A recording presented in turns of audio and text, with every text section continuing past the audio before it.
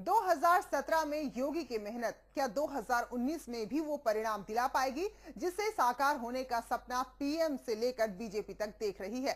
लेकिन फिलहाल इतना तो तय है कि प्रचंड बहुमत से यूपी में सरकार बनाने वाले योगी से जनता की उम्मीदें बेशुमार हैं। जनता की उम्मीदों को पूरा करने पर ही 2019 फतह कर सकती है बीजेपी, और इसलिए योगी 2019 का विजय योग मंत्र दे रहे हैं।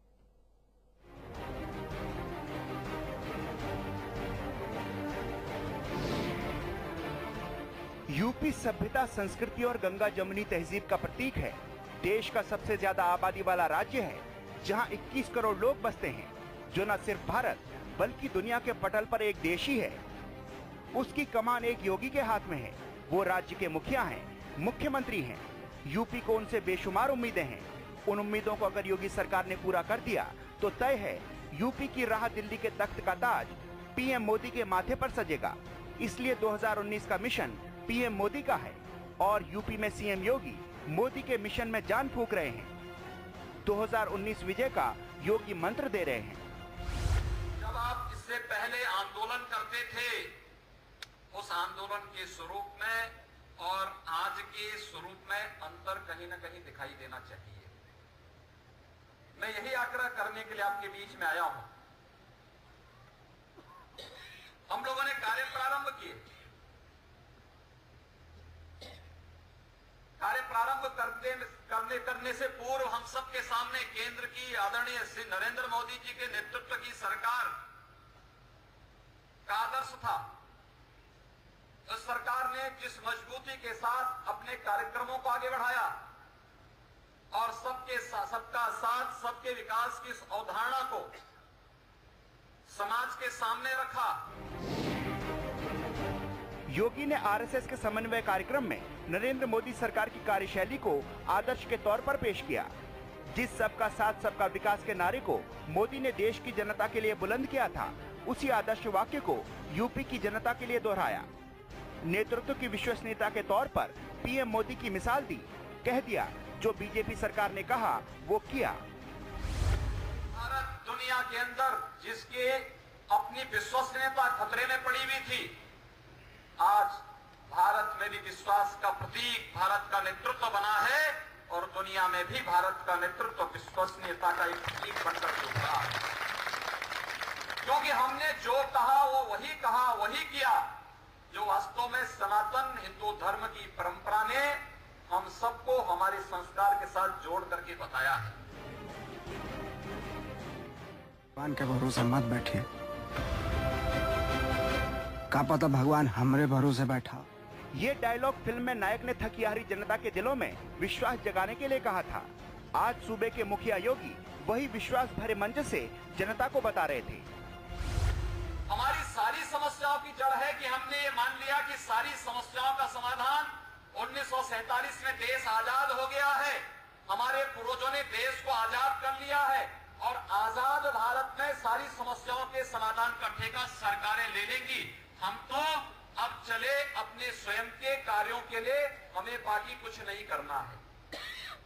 और जब सारी समस्याओं का समाधान का ठेका हमने समाज सरकार के ऊपर सौंप दिया है, तो वहीं से ही समस्याएं प्रारंभ हुई। योगी जानते हैं यूपी की जनता को उनसे बेशुमार उम्मीदें हैं। उम्मीदों की नैया पार पाने के लिए जरूरी है जनता जागे, एहसास हो और तैयार हो। इसलिए तो योगी ने भरी सभा में ये कह दिया कि गंगा और गाय को जयकारे के साथ सम्मान मिले, यानी लोगों के आचार और विचार में व्यापक सामंजस्य हो, ना कि दुविधा। गौ माता की जय बोलने से गौ माता का संरक्षण नहीं हो पाएगा, गौ माता का संवर्धन नहीं हो पाएगा। गौ माता की जय तो हम बोले, लेकिन गौ माता के संरक्षण और संवर्धन के लिए भी ईमानदारी से अपने स्तर पर प्रयास करें, तो गौ माता तभी बच पाएगी और तभी ये परंपराएं आगे बढ़ पाएंगी। गंगा माता की जय कहने पर गंगा माता बच नहीं पाएगी। गंगा माता की जय हम जरूर बोले, लेकिन गंगा स्वरूप हमारे गांव के आसपास बहने वाली नदी, नाले या तालाब के संरक्षण और संवर्धन के लिए उन्हें हम अपवित्र नहीं होने देंगे। इस संकल्प के साथ जब हम कार्य करेंगे तो ही गंगा माता की अविरलता और निर्मलता बनी रहेगी। बारी जनता को समझाने की थी, एहसास दिलाने की थी, बताने की थी, दिखाने की थी। योगी ने संस्मरण लिया, एक पटकथा के तौर पर जनता के सामने पेश किया, बताया क्या गलत है और क्या सही है। मुझे दिखाई दिया कि एक स्थान पर उस नाली को ईंट से बंद किया गया है, जिससे सारा पानी सड़क पे आ रहा था। तो मेरी नजर पड़ी, मैंने कहा कि देखो नाली तो वहां बंद की गई है। मैंने पूछा नाली बंद किसने किया है? तो नेतृत्व करने वाली जो नेत्री थी उसने कहा मैंने बंद किया है। तो मैंने कहा जब नाली आप बंद कर देंगे तो सड़क पे तो पानी आना ही आना है। उसने कहा मैं अपने घर के आगे से पानी नहीं जाने दूंगी। तो मैंने कहा आपके घर का पानी भी तो किसी के घर के आगे से गुजर रहा होगा। वो लड़ने लगे हम लोग। सीएम योगी अपनी आंखों में मिशन 2019 पर कब्जे के सपने को लेकर जनता के सामने केंद्र की मोदी सरकार का पक्ष रख रहे थे, तो सूबे में 1 महीने की बीजेपी सरकार को जनता का भरपूर साथ मिले। इसके लिए मजबूती से ये बता रहे थे, कह रहे थे आप जागरूक होइए, आपके पीछे सरकार है। इन सारी समस्याओं का समाधान केवल सरकार पर निर्भर रह करके नहीं, समाज को स्वावलंबी बना करके किया जा सकता है, समाज को जागरूक बना करके किया जा सकता है। और अगर जागरूक समाज अपनी समस्याओं के समाधान के लिए प्रयत्नशील है तो सरकारें उस समाज के पीछे खड़े होकर के उन समस्याओं का निर्मूल, पूरी तरह उन समस्याओं का निदान निकाल सकता है। सीएम योगी जैसे जैसे बोलते गए, उनके शब्दों के ताप और तपन में वो मौजूदा मुद्दे आ गए जिन पर विपक्ष ने सवाल उठाए हैं। लेकिन इस बार पूर्ववर्ती सरकार सीएम योगी के निशाने पर थी, जिन्होंने महापुरुषों को जातीय आधार पर बांटा। उनकी नजर में वो महापाप है। एक तो हम लोगों ने महापुरुषों को जाति के आधार पर बांट दिया है, इतना घोर पाप किया है। हर जाति का महापुरुष खड़ा हो गया है। महापुरुष ने किसी जाति विशेष के लिए नहीं किया, पूरे समाज के लिए किया, पूरे राष्ट्र के लिए किया है। लेकिन जातीय आधार पर महापुरुषों को बांटने की कुप्रथा ने इस समाज का बंटाधार कर दिया है। और फिर हर महापुरुष, हर जाति अपने जातीय महापुरुष के नाम पर छुट्टी की घोषणा करती है, सरकारों पर दबाव बनाती है। बात महापुरुषों की छुट्टियों पर चल रही थी तो योगी समझाने के लिए एक बार फिर फ्लैशबैक में जा पहुंचे और एक कड़वी हकीकत से जनता को वाकिफ कराया। आखिर हमारे भविष्य को उन महापुरुषों के बारे में जानकारी कितनी है जिनके नाम पर छुट्टियां मिलती हैं। मैं एक बार एक महापुरुष के नाम पर छुट्टी थी, मैं निकल गया। एक जगह निकला, बच्चे घूम रहे थे। मैंने बच्चों से पूछा, मैंने कहा क्यों तुम घूम रहे हो? उन्होंने कहा छुट्टी है। मैंने कहा किस बात की छुट्टी है? उन्होंने कहा छुट्टी है। मैंने कहा छुट्टी का कारण? किस बात की छुट्टी है, कोई कारण तो होगा। उन्होंने कहा इतवार है। मैंने कहा इतवार तो नहीं, आज तो मंगलवार है। तुमने कैसे इतवार कह दिया? उसने कहा हम ये लोग मानते हैं कि जिस दिन छुट्टी है उस दिन इतवार है। आप देखें हम किस पीढ़ी को जन्म दे रहे हैं। इस महापुरुष का योगदान क्या है कभी हम नहीं बताते, और इसका परिणाम क्या। आज आप किसी भी छात्र से पूछिए और किसी भी कक्षा का होगा, आप उससे पूछिए कि अपने 10 ऐसे क्रांतिकारियों का नाम गिनाइए जिन्होंने देश की स्वाधीनता के लिए अपना सर्वस्व न्यौछावर किया था। वो नहीं बता पाएगा, वो नहीं बता पाएगा। योगी सरकार ने महापुरुषों के नाम पर शायद इसलिए छुट्टियां खत्म कर दी। अब उन दिनों देश के भविष्य को, देश की नींव रखने वालों की जानकारी मिलेगी ताकि यूपी सर्वोत्तम प्रदेश बन सके। कारण है हमने उसके सामने उस प्रकार का आदर्श रखा ही नहीं।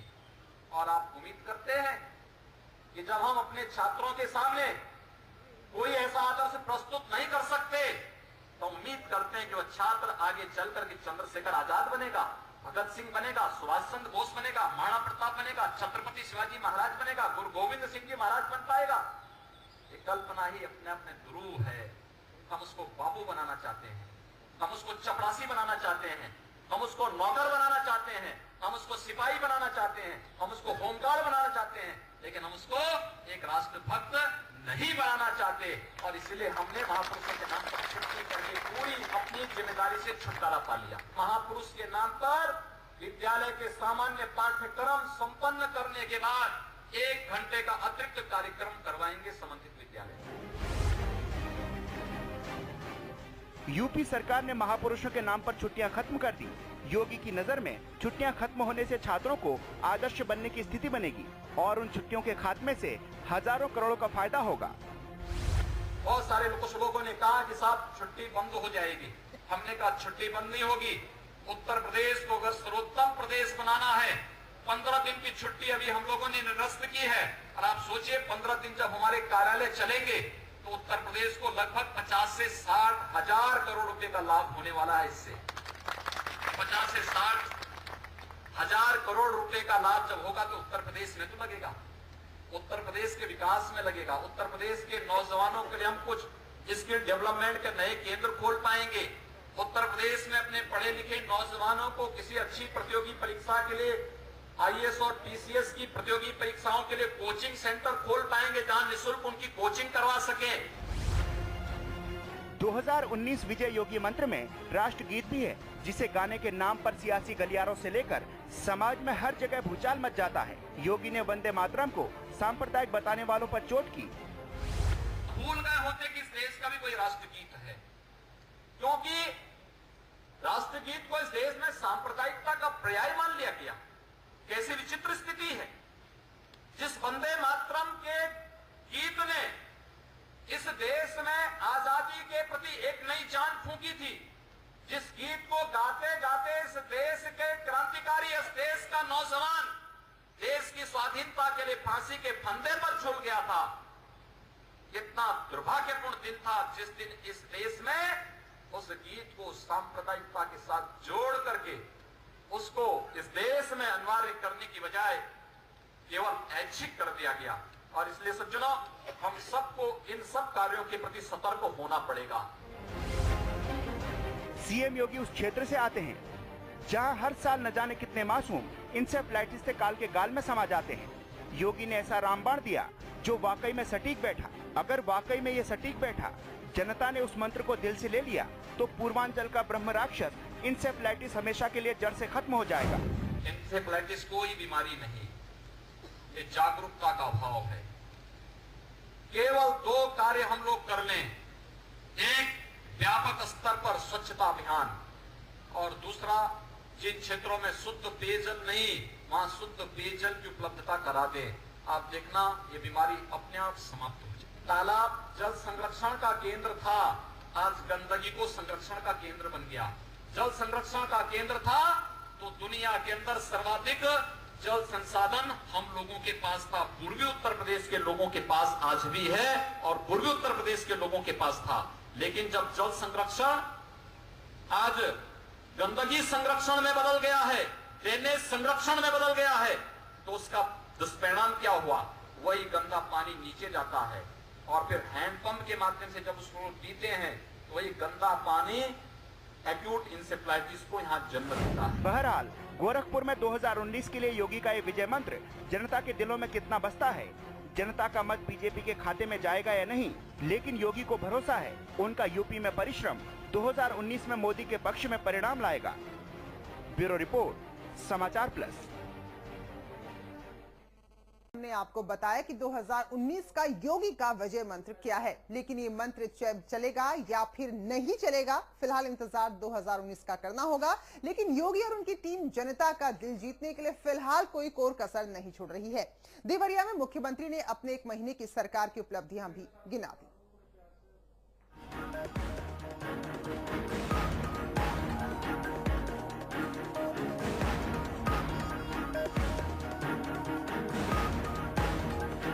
2019 विजय बीजेपी के लिए साख की लड़ाई है। मातृत्व संगठन आरएसएस को भव्यता के साथ सम्मान से नवाजने की लड़ाई है। 2025 में आरएसएस के 100 साल पूरे होने वाले हैं। पीएम को यकीन है, बीजेपी को यकीन है, अगर 2019 में फतेह मिली, 2024 में पीएम के तौर पर मोदी हैट्रिक जरूर लगाएंगे और 2025 को आरएसएस अपने शताब्दी साल में शानदार, जानदार और जबरदस्त तरीके से प्रवेश कर सकेगी। इसलिए मोदी के मजबूत सिपह सालार योगी ताबड़तोड़ फैसले ले रहे हैं। गोरखपुर में आरएसएस के कार्यक्रम में शिरकत से पहले देवरिया में जनता को अपने फैसलों से वाकिफ कराया। सेलमपुर में दिव्यांगों को उपकरण बांटे और जनता को बताया सरकार ने दिव्यांगों की मासिक पेंशन 300 रुपए से बढ़ाकर 500 रुपए कर दी है। उत्तर प्रदेश के अंदर लगभग 9 लाख दिव्यांग जन हैं। अब तक उनको मात्र 300 रुपए की मासिक पेंशन मिलती थी। उत्तर प्रदेश सरकार इस मासिक पेंशन की राशि को बढ़ा करके 500 रुपए करने जा रही है। मैं इस अवसर पर आप सबको बधाई देता हूं और अपनी शुभकामनाएं देता हूं। देवरिया में सीएम योगी के फैसलों के पिटारे में सबके लिए कुछ न कुछ था। आखिर सवाल 2019 विजय का है। विरोध की चिंगारी आग में तब्दील हो सकती है। दिव्यांगों के बाद उन्होंने आंगनबाड़ी कार्यकर्ताओं के दिलों में आस की अलख जगाई, ढांढस दिया, उम्मीद की किरणें आंखों में दी, समस्या को 120 दिन के भीतर सुलझाने का वादा किया। यहाँ पर पीछे बैठी हैं आंगनबाड़ी और की कार्यकर्ते और आशा बहुएं। वे निश्चिंत रहें, हम लोगों ने 120 दिन का समय मांगा है। आप लोग आराम से बैठ जाइए। 120 दिन के अंदर आपकी समस्या का कोई समाधान अवश्य निकलेगा। अगर किसान खुशहाल होंगे तो देश की उन्नति होगी, अर्थव्यवस्था मजबूत होगी। सीएम योगी मानते हैं देश को हरियाली से भरने वालों को बताया सरकार उनके लिए है। यहाँ का गन्ना किसान पीड़ित है भटनी और प्रतापपुर चीनी मिलों के कारण, लेकिन हम लोग मुझे बताते हुए प्रसन्नता हो रही है कि उत्तर प्रदेश सरकार ने अब तक गन्ना किसानों के चालू वर्ष का गन्ना मूल्य का भुगतान 10 दिन की सीमा के अंदर ला करके खड़ा कर दिया है। कुछ चीनी मिले हैं जिनका भुगतान अभी नहीं हो पाया है। हम लोगों ने उन्हें एक समय सीमा के अंदर भुगतान करने के लिए चेतावनी दे दी है। सीएम योगी ने बिजली चोरी रोकने के लिए जनसभा में ऐलान किया। कहा जहां बिजली चोरी नहीं होगी वहां 24 घंटे बिजली होगी। सज्जनों, अगर आप चाहते हैं कि आपको 24 घंटे बिजली ग्रामीण क्षेत्र में मिले तो मैं आपसे एक आग्रह आपसे भी करूंगा। आप सहयोग करिए। जहां से लाइन लॉस कम होगा, जिन क्षेत्रों में बिजली चोरी जितनी कम होगी और नहीं के बराबर होगी, वहां पर भी हम 24 घंटा बिजली देने को तैयार हैं। अब आप तय कर लीजिए, बिजली का कनेक्शन लीजिए। गरीबी रेखा के नीचे जीवन यापन करने वाले परिवारों को, चाहे वो शहर में हो या ग्रामीण क्षेत्र में हो, उनको निःशुल्क कनेक्शन मिलेगा। लेकिन महीने में जितनी बिजली उनके द्वारा खर्च की जाएगी, कम से कम उतनी राशि उनको बिल के रूप में जमा करनी होगी। यूपी की जनता को उन्होंने साफ संदेश दिया, अगर सरकार के लाभ का फायदा उठाना है तो उन्हें मुफ्तखोरी छोड़ ईमानदारी से कीमत अदा करनी होगी। संदेश वैसे सरकार के मातहतों के लिए भी था। आदेश 15 जून तक यूपी की सड़कें गड्ढा मुक्त करने का है। हम लोगों ने अब उत्तर प्रदेश के अंदर यानी सुनिश्चित करने के लिए कहा है कि 15 जून के अंदर उत्तर प्रदेश की सभी सड़कें गड्ढा मुक्त हो जाएं। किसी भी स्थिति में, चाहे वह पीडब्ल्यूडी की सड़क हो, चाहे वह गन्ना विभाग की सड़क हो, चाहे वह आरईएस से जुड़ी हुई हो, चाहे वह मंडी समिति की जुड़ी हुई हो, चाहे वह स्थानीय निकाय की सड़क हो, जिला पंचायत की सड़क हो, किसी भी स्थिति में उस सड़क में गड्ढा नहीं होना चाहिए। 15 जून तक इस कार्य को पूरा कर लें। योगी का ध्यान सालों से बिगड़ी यूपी की कानून व्यवस्था पर है। सरकार अपनी ओर से कोशिश कर रही है। अब सरकार की नजरों पर भूमाफिया भी आ गए हैं। जिन्होंने जमीनों पर कब्जा करके गरीब जनता के हक को मारने का प्रयास किया है, उनके दिल लग चुके हैं। अब उत्तर प्रदेश के अंदर किसी गरीब और किसी किसान की भूमि पर कोई माफिया कब्जा नहीं करने पाएगा, और अगर कब्जा किसी ने किया तो फिर कानून उस पर बहुत सख्ती के साथ कार्रवाई करने के लिए संकल्पित है। सीएम योगी और उनकी टीम कोशिश में है। उनकी मेहनत, ईमानदारी, आचार और विचार से अंतिम पायदान तक के लोगों को सरकारी योजनाओं का फायदा मिले। बहरहाल जैसे जैसे वक्त बीतता जाएगा, खुद ब खुद ये खबर लग जाएगी जनता योगी के साथ कितनी खुश है या दुखी। लेकिन 2019 विजय के लिए योगी मंत्र तो जारी है। ब्यूरो रिपोर्ट, समाचार प्लस।